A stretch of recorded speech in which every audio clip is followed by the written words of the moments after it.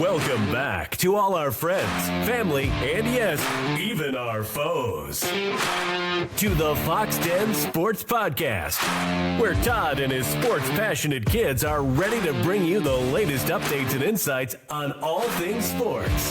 So sit back, relax, and enjoy the show.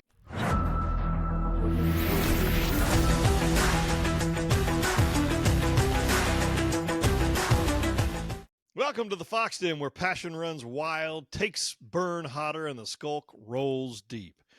I am your host, Todd Foxx, also known as the Podfather. Had other nicknames, the Kid, Deuce, Double X, but right now it's the Podfather. Paul, yeah, there you go. Also with me is Kellen, who's slinging sharp takes, like deep threes in the clutch, always knocking them down and bringing the heat every time he speaks. And you know him, you fear him, and you love him. It's the Den's enforcer, Clay Bench McDonald.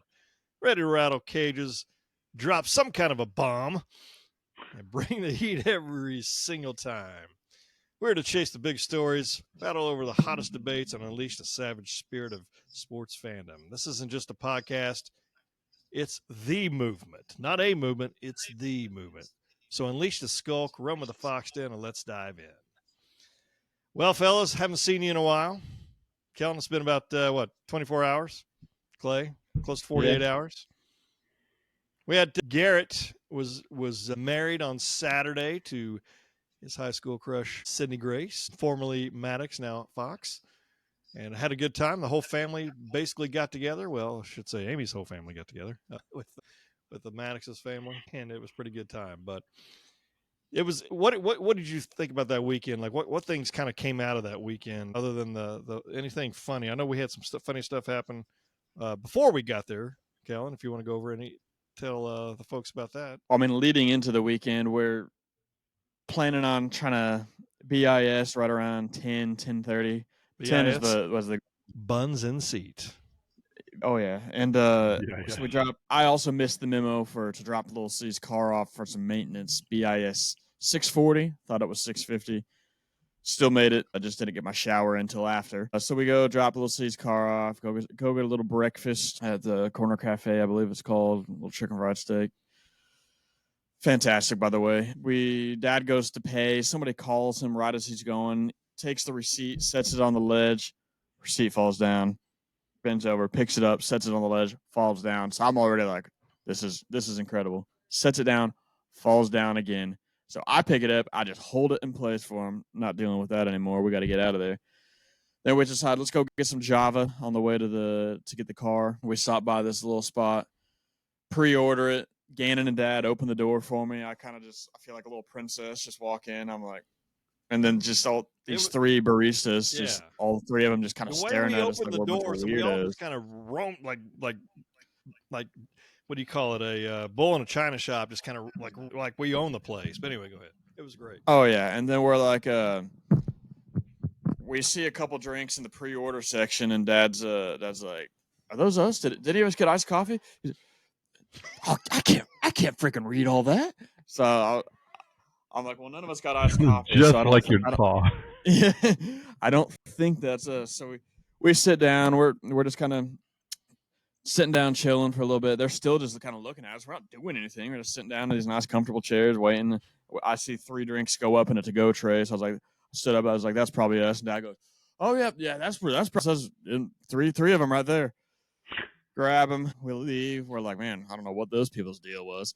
We're about 5-10 minutes out, about to go get the car, and we're at a red light, and all of a sudden Dad's phone starts ringing. He answers it. He goes, hello, all the while he starts hitting the gas, and me and Gannon are like, what are you doing? Wait, still completely red. And he's like, I can't, it's freaking connected to the car, I can't hear anything. And he's like, hello? And then he's like, Gannon, you left your wallet. Or he said somebody left their wallet. Everybody felt their pockets because they saw the last name Fox, matched it to the to-go order. Gannon left his wallet. Dad ran a red light. Just for about 20 minutes, we were just in shambles, just pure chaos. And it was really kind of the perfect prequel to that whole weekend. It was amazing. The thing was, on my phone, it said Summer Moon, and I'm like, why are they calling me? I couldn't figure out why. And that's where I just kept going. I just ran a red light. What were you gonna say? Because what happened to you, Dad, about 24 hours later? I don't know. You tell me. I can't even remember. What All I happened? know is I get a phone call from Dad. He's like, "What are you guys I doing?" know what you're gonna tell the key fob. Yeah, all the No, you should tell the story because you were directly involved. All I just right. kind of witnessed. So, okay, I didn't know what was going on. So anyway, long story short, we're driving all over the place in Springfield, Missouri, and I drop off Amy at the wedding reception area right next to Eris's Pizza, and I leave, and I drive to, because we had to go to Hobby Lobby, because the thing is I bought $100 worth of what are those things called, tablecloths, because their tablecloths were a little stained, a little dirty. So I drove to a different Hobby Lobby because we had already gone to another Hobby Lobby and got 3. So they had 3 more and another one that I was driving over there. They were going to save for me. I get there, I turn the car off, and I immediately think, you know what? I don't have the key fob. So I try to start it and it doesn't start. And I'm like, you got to be kidding me. So I call Amy, and she is able to start the car from where she's at. And I'm like, okay, cool. It'll be good. So then I go inside, get all my stuff, come back out, and it's still kind of running. And I'm like, I thought she turned it off. So I jump inside. Well, actually, it was locked, so I had to have her unlock the car from there again. Jump in, hang up with her again. This is from the app, I guess? Yeah, from the app. And okay. So then I go, hey, you need to restart it. So she restarts it, and it won't let me go anywhere. So I can't drive. So I'm like, you got to be kidding me. So I call Kellen. I don't know if, did you answer or did Gannon? I don't know who, one of you guys answered. I answered. I think you called either Gary or Gannon, and they missed it. Gannon, I think, because Gannon was in the bathroom for a hot minute. I answered the call. He was in the car. They said he was in the bathroom for 2 hours cutting his hair and making everybody else late. So Kellen gets a hold of Gannon. Did he have B-tips for lunch? Huh? He had B-tips for lunch? Yeah, Gannon, not me. Gannon and Lance go drive all the way where Amy's at. Then they go to Hobby Lobby and the only thing is they went to the wrong Hobby Lobby because nobody told them which Hobby Lobby to go to. So they had to come all the way over to the other one where I'm at. Bottom line is it took about 2 hours. I was able to write my little groomsman or follow the groom's speech, whatever you want to call it, which is good. And I got to, build some corn and make some corn and, potatoes and all that kind of stuff on my game. What township or something like that. I don't know what it's called, but I get in trouble. I will say, the way you phrased Hobby Lobby had me thinking. I was like, because it made you said something but I was like, there's only one Hobby Lobby, so I just didn't think anything of it. I had completely forgot there was one way north side Springfield. Yeah. So you said something that implied ish. I just completely forgot there was another one because we never went up ridiculous. There. And then, of course, the big fiasco of getting all the suits returned and Kellen having to get a rental car and all that kind of stuff. And then we go eat, and it usually takes pretty quick at Cracker Barrel for breakfast. And it took we were there for over an hour. We were there for an hour before we got food. Yeah. Then we go all the way to Buc-ee's. And I remember when I heard that Springfield, Missouri was building a Buc-ee's, I was like, that's dumb. Why are they building one? Oh my goodness. That was the busiest Buc-ee's. I think you put it best. It was kind of like unorganized. It seemed like it was just kind of like everybody just running. Wow. I mean, it was running around, but it was busy. So then Kellen and Gannon leave. Me and Ma and Callie have to go all the way to Garrett's house, get his suit. We can't find the bag. I text Garrett. Of course, he's on his getting ready to start his honeymoon. Or you could have found the bag. We put the bag was with you guys. It was on top. Yeah, nobody told me, so we were looking for it. And so it was the original Hobby Lobby. It might be in the car with the other bags that have the suits in them. So it was there. It was okay. So regardless, how long were you looking? Not very, maybe 5 minutes, and then I thought to myself, you know what? One place we haven't looked where the other bags are. We even laid it on top so you guys wouldn't have to Then we can't get his garage door shut, and we're like, okay, what do we do? Because it wouldn't shut with a code or any kind of code or anything, so we had to use the one that goes in the car, and I tossed it in his garage door. Anyway, then we go to the Tuxes, and regardless, long day. Got home about 6:15 last night, but you guys, Clay didn't get home till 1:00 in the morning on Sunday morning. Well, early Sunday morning. Yeah, early Sunday morning. Kellen, you got home at 12:30 in Atlanta last night. Yeah, last night. So anyway, good night. Gannon off in Memphis about 5:30 Central, so he made a good time. Any crazy fiascos happen on your way, Bench? No, I think the trip was pretty good. just, had several. Grandma, Madison, Ethan, Keely, Mason and Shaylee were in a different car. So we just had to do a lot of pickups, sit down, jump down, turn around, pick a bale of cottons. So that's from a kid song, by the way. All times they're not forgotten. Look away. Anyway, I don't know if that was it. No, it all turned around or turned out good. Obviously glad to see Garrett and Sydney Grace get married. I think probably my funniest story because I'm going to pick on Gary, but all my other funny stories are picking on pretty much one particular person. So I'm not going to do that because that'd be, little respect. Yeah, there you go. And, but the one I want to pick on Gary is at the rehearsal dinner, he walks up to me with Sydney Grace and goes, "Hey, I told you you're walking grandma down there, all right?" And I mean, his eyes were huge. And I was like, no. And he goes, "Yeah, I did." She's like, "Did you not say anything?" He's like, and I could tell right then that he was supposed to have asked me a long time ago and he didn't. And he was like, I told you, right? All right. I was like, "Hey, it's all good. I got it. What do you mean to do? Am I first? What, do I need to practice or anything?" "Nah, just walk her in." I was like, "Okay. I got it." You can see his face like, "Thanks for covering for me." And, now it's all out there that he didn't really ask me until less than 24 hours prior. I might have worn a tie or dressed up a little more, but I didn't know it was going to be actually part of the wedding. But it's all good. I took us, zero practice. We've done it before. So it's with I don't know. Did I do it? No, I didn't do it at Kellen's wedding.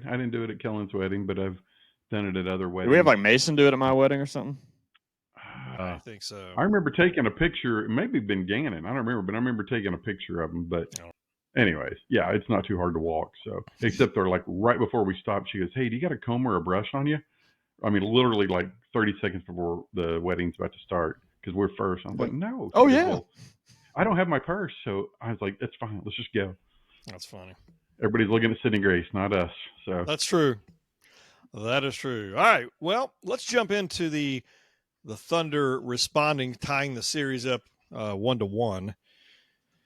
Quick game one recap that I really don't want to talk about, but I know the Pacers led for 0.3 seconds of that game, and that's all that really mattered. Tyrese Haliburton hit a game winner with 0.3 seconds left. SGA had 38 points, the most points in a finals debut since 2000. But we lost the game. We were ahead by double digits. It was ridiculous, and there were some people that I was watching with are pretty upset. So here we go. Let's go to the game two, though.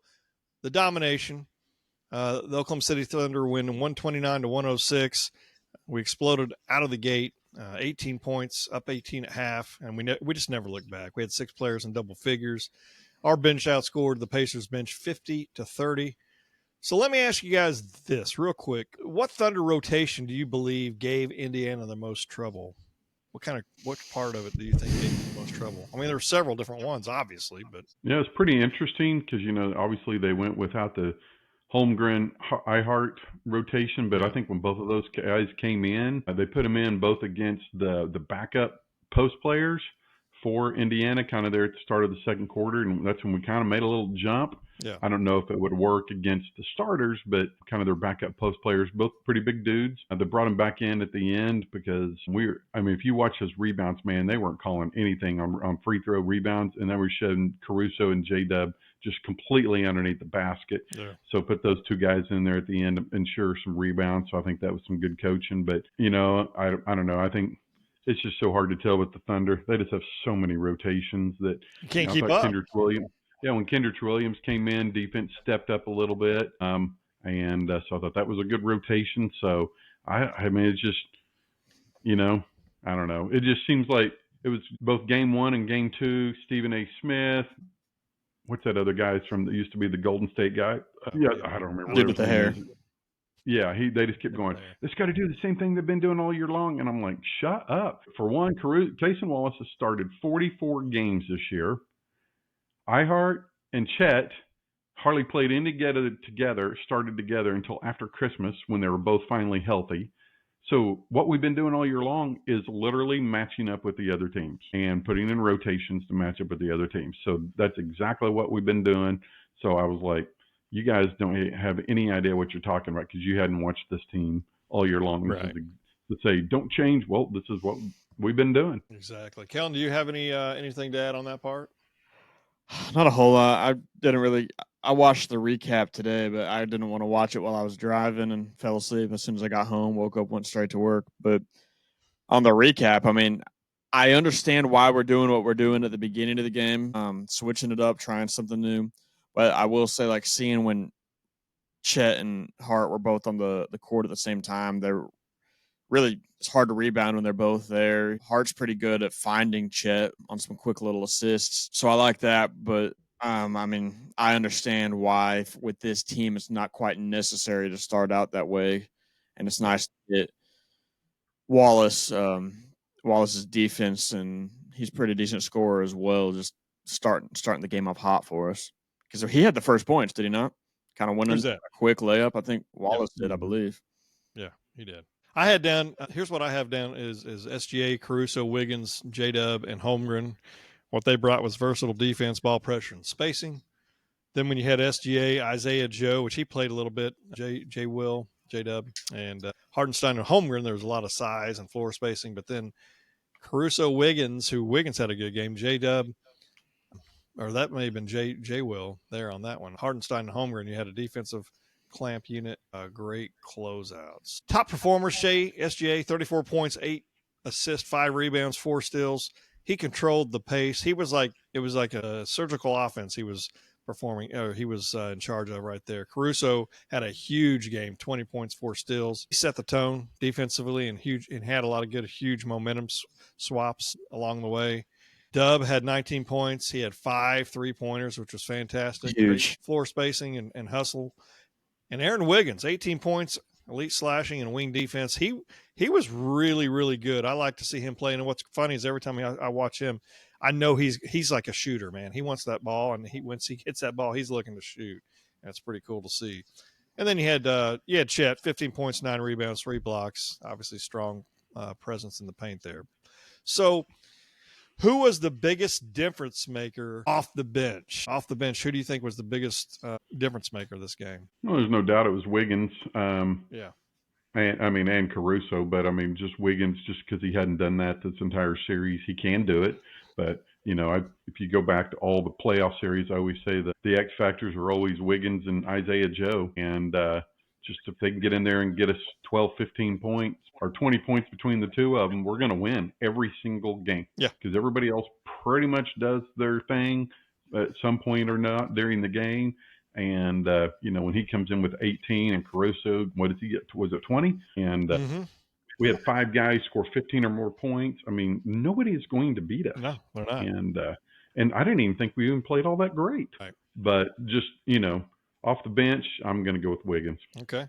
Kellen, you got any thoughts to it? I mean, I'd say Wiggins as well. As huge as Caruso always is, everybody knows what you're getting out of him. You're not always getting 20 points, but he's coming out there and putting everything on the court, going crazy on defense. When you have a guy like Wiggins, who we've seen do this before, but it's not every game. It's not needed every game. He tries to show up when needed. But when he's out there dropping 18 points, did he have 5 or 6 threes? 5. Who's that? Wiggins. Yeah, 5. Like, it's like and he's like our 8th player. That's kind of demoralizing for another team when you have a guy like that come out there. So I think him coming out there, that was just a spark. And I mean, but that again, that's what we did all regular season. We'd have some bench players go crazy, and that's why we were so dominant all season. So when you have that in the finals, it's really great to see. Well, definitely. Clay, what do you think was the moment that broke Indiana's spirit in Game 2? Oh, that's a good question. I'm going to go with just our defense in the second quarter. I think when Ihart got in there, and he literally, I saw him diving on the floor like 2 or 3 times. Yeah. And there's that one where he steals it and then flips it behind his back. We didn't end up scoring on that one, but the other one, he dove, slid on his back, turned around, passed it. They went down, slung it all the way around, or, slowed it up and got Caruso in the corner for a 3. Those are the moments to me that just really stood out. And maybe because he didn't start, he had a ton of energy and didn't get as many minutes. He was not as tired. But I think just that Also, Kendrick Williams is in at that same time. Some of his defense, that second quarter defense was just, I mean, it was just, oh my God. What you think about goaltending they didn't call? It was difficult probably to see anyway, but. Yeah, I didn't have any idea until they replayed it. I told Callie, I said, if we score here, it's okay. But and we did. Shai hit a little, fade away from the corner. But if they wouldn't have, then that would have, I don't think it would have changed anything, any whatever trajectory of the game of any sorts. But it would have ticked me off. Put it that way. I mean, if we would have lost by 1 or 2 like last time. It's like one missed call really changed it, but it ended up being fine this time. But it is still just crazy when you see the picture. You're like, what are the refs looking at to not, like, the professionals? What are the professionals not seeing there? But it happens. Like not a hard one. I mean, if you're under the basket ref, you're not going to be able to see it. But those other two, like, what are you looking at? That's what I'm saying. I mean, watch the ball. Yeah. Yeah, and I meant to say earlier, Wiggins 3-pointers, because I think he had the 5. I think his last one was just that was it. Game over at that point. Way out there. Game over. Some coaching adjustments. Coach Daigneault reinserted that size with Hardenstein and Holmgren. And obviously the defensive matchups, they were crisp with Caruso, Wiggins rotating with Haliburton. And then the pace made Indiana play catch up all night long. And that's what they were doing. They were playing catch up all night long. And I don't know if you saw after the game, looked like Haliburton was a little ticked off at the press conference. So that's what you wanted, is him to be ticked off and not understanding what the heck is going on. How is he going to be able to help stop this team? But how did Coach Daigneault out-strategize Carlisle, do you feel like, in Game 2? Is there anything he did differently in this game? Because I just know in Game 1, we gave it away, obviously, and we stunk. We couldn't shoot the ball. We had all these turnovers. I think they had 19 turnovers in the first half. Indiana, I think they ended up at 26. We had that Game 1, and we just kind of, didn't do it. We should be up 2-0. We're up 1-1. It's tied 1-1 now. But any kind of adjustments that you saw that made anything happen? I think what I liked because I definitely think starting a little bit smaller of a lineup was to make sure we're up in the perimeter's face, and we weren't those first 4 or 5 minutes of the game. And those guys they weren't getting wide open looks, but we weren't in their grill where they could have to launch it. And man, once we took that one extra step up, it shut them down for a long time. I mean, obviously we can't do it every single time, but I mean, we were in their face, because even that McConnell guy, I don't think he's all that great. He's just a good role player.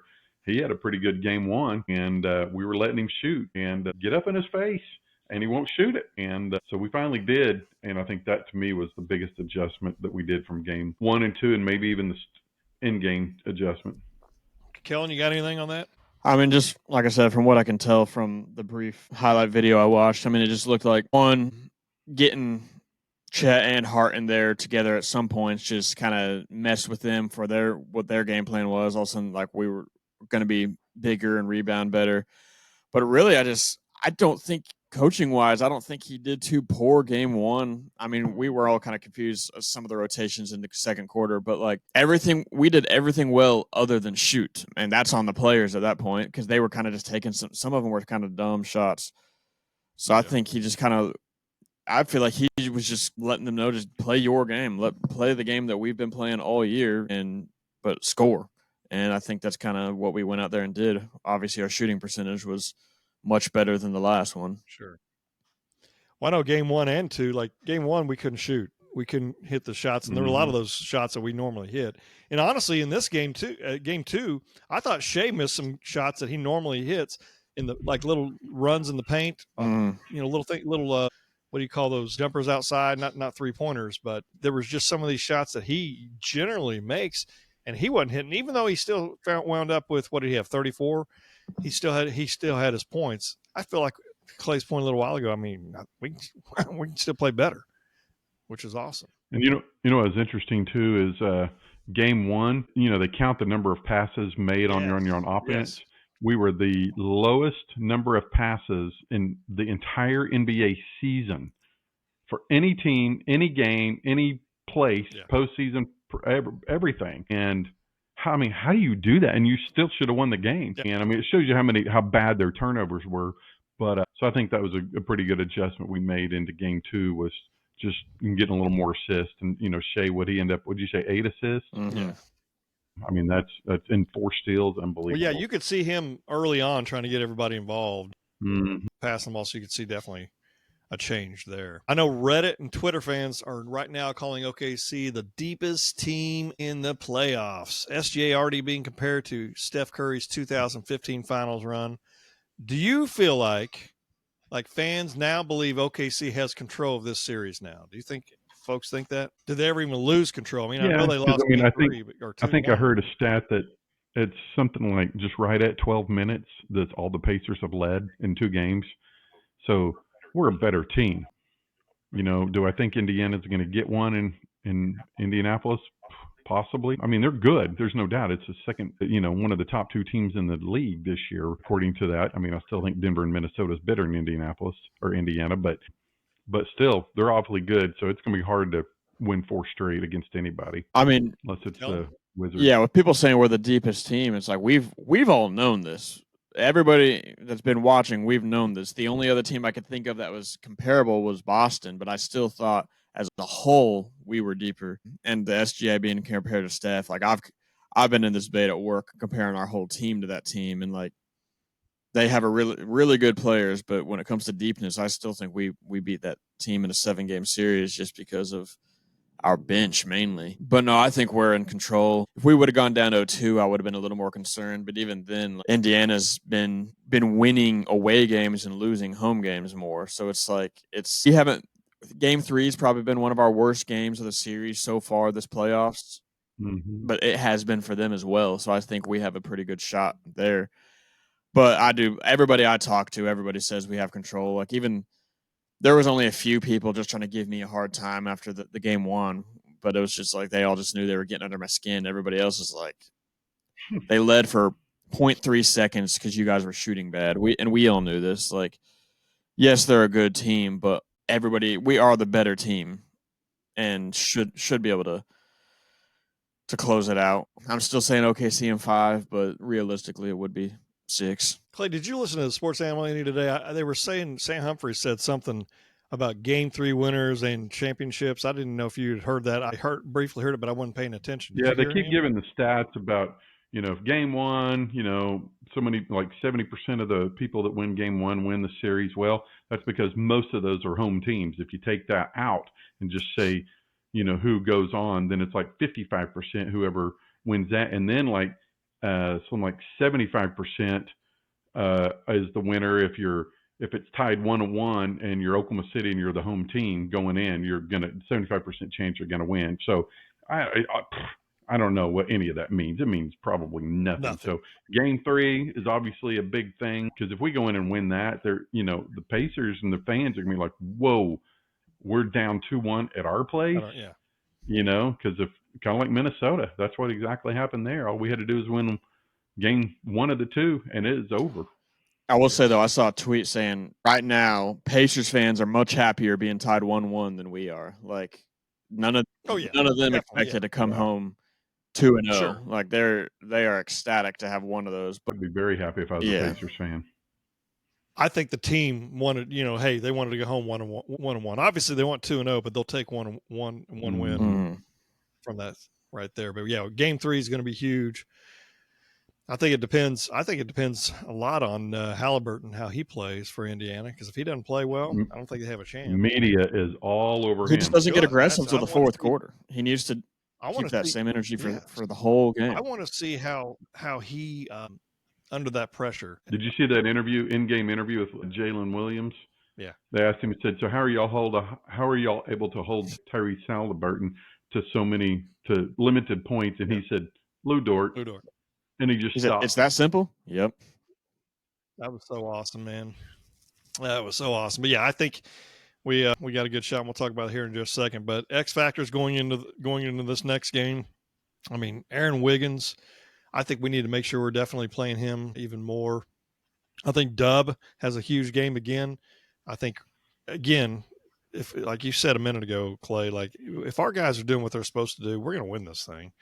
And keep that focus going. So I just think we've got the we've definitely got the advantage in this game. I think the crowd energy, I think we've got to start out fast in order to quiet that arena. Haliburton, Caruso, and Wiggins got to pressure him. And on the bench matchup, stay consistent with energy and plus scoring. Paint battle, Holmgren and Hartenstein own the glass. They got to own that glass. And turnovers, keep turnovers. 10 plus, 10 less for us, or 10 or less for us. And obviously 10, 15 for them, something like that at least, in order to win this thing. I don't know how you guys feel, but I think game 3 is ours to be had. What are your thoughts? Anything we got to do different? Or I just keep playing our game. I mean, we gotta keep Haliburton uncomfortable. I'd love to see us keep him a little more uncomfortable in the fourth quarter, but we all know that's when he gets hot. Keep him uncomfortable. I do agree. Get that crowd quieted quick. Drain their energy from the jump, and just don't let off the gas, because I think in the middle of that game too, they were also asking Jaylin something, and he's like, this is a team that's comfortable being down 15. So you want to keep it at 15 or get it higher. But like once you start letting it get below 15, they start getting momentum and energized because they know what they've been doing this whole playoffs. So we cannot let our foot off the gas, and we just got to keep pounding them there. Clay, were you surprised Carlisle took his team out, his starters out? I was. That early? Yeah, early. Well, it was a little bit early, and I thought Daigneault took his out a little early because I was like, man, still just around 20. I know. I was like, that's 3 threes, and man, they're right back in it. And so I was still holding my breath till the buzzer went off. But yeah, it was a little early for me. What are your keys for the game 3 win for the Thunder? Well, just like I said, and I think Kellen kind of touched on it, Haliburton is going to probably try to just start jacking him. So we just got to be in his face. Not let him get going. Hopefully he'll just start jacking a whole bunch of stupid shots because he's listening to the media and everything and making stupid plays. And because when they get Nembhard and Siakam and all them other guys rolling, it's really tough to beat them. So holding Haliburton down and keeping Lou Dort out of foul trouble is going to be, to me, the key to the start of the game. And I'll be honest with you, I still don't think Chet or J-Dub played very good in game 2. J-Dub, we need him to play like he did in Minnesota series, that one game that he just went off. And, he made 1 3 that I can remember. Chet had a really good first half. Second half, don't even remember anything he did. And so if we can get those 2 guys to do, kind of take over, because J-Dub's really got to take over when Shai's out, sitting out in that second quarter and at the start of the fourth. And he hadn't done that yet in either one of those games. And so we got to get those guys. And you mentioned Wiggins. He's got to be in the game when Shai's not in there. Isaiah Joe, I don't care if it's either one of those guys. One of them's got to hit us a couple of threes, keep us going. And Lou Dort, he's always good for a couple of that hit the rafters and then land in the basket. But I think he just made that 1 3, and they're just like, dang, he's back on. And then I don't think he ever had to shoot again. No, I agree. Totally agree. If Wiggins gets 15 points or more, I think Indiana's defense is going to start collapsing. Holmgren, we've got to your point, like I'd like to see a double-double out of him. For sure. That easily should happen. For sure. And then Caruso, tone setter on the road. Thing about it is they talk about how shooters and role players play better at home. Well, one good thing is our defense gets to travel with us. So I think our defense is strong enough to put a stop to anything Indiana has their way. And I think we should win game 3. We're predicted to win game 3. We win game 3. I think that kind of takes a little bit of the wind out of their sails and the fans, perhaps. I don't know what your thoughts are. I just think that puts their back against the wall. Like if they go up 2-1, they're a little more comfortable. Like they got some breathing room for them. It's like if they're down 2-1, that goes 3-1. We all know how hard that is for any team. And so their back is against the wall in that fourth game. So I think it's crucial for us to get out there and knock out game 3 just to put the pressure back on them. I think series over if we win game 3. I agree. Yeah. Well, I've got one final question to ask you guys, and this is, which of these superpowers would you rather have out of these 4? Super strength, like become super strong, always feel happy, eat without gaining weight, or have unlimited supply of money. If you were able to have those it's not really a superpower, but What do you think? I'm going with D, unlimited supply of money, because I think I could do all the other ones. I wouldn't care how big I was if I I mean, if I had could do I could make myself happy with all that money. I was going to say the same. The money, one, that'll make me happier, less stressed. Two, I'll be able to afford a lot of food and eat whatever I want. Three, I'll be able to go to the gym, get really strong, and work off those calories. Yeah. That's all. Yeah, you could hire a personal chef. You could hire a personal trainer with all that money. I don't have to be happy. I can be like ticked off with a lot of money. I'm fine with that. And then super strength. What do I need to be? I don't care about it. I mean, what am I going to be strong? I'm not picking on any fights. I have bodyguards. If someone wants to fight me. Todd will still be mad. He has all this money. He'll still be mad when somebody orders and doesn't eat all the food. I agree. If you're going to order food, eat it. Or take it home for leftovers. Eat it. Eat the leftovers. That's what they're there for. A little different when you start paying for it on your own. Dadgum right, man. Things will change. Dadgum right. Well, that's a wrap for today's episode, folks. A huge thank you to all of our listeners for hanging out with us and making the Foxx Den a part of your day. If you enjoyed the conversation, or if you didn't, hit the like button, subscribe to our channel, our YouTube channel, and drop a comment. We want to hear your thoughts. Agree, disagree, or if you just want to stir the pot. We love it because we love the banner. The dog really likes to banter with folks. So keep it coming because, after all, the debate doesn't stop here. So until next time, keep running with the skulk, and we'll catch you on the next episode of the Foxx Den Sports Podcast. You're out, but we're just getting started. Let's go. Have a good evening.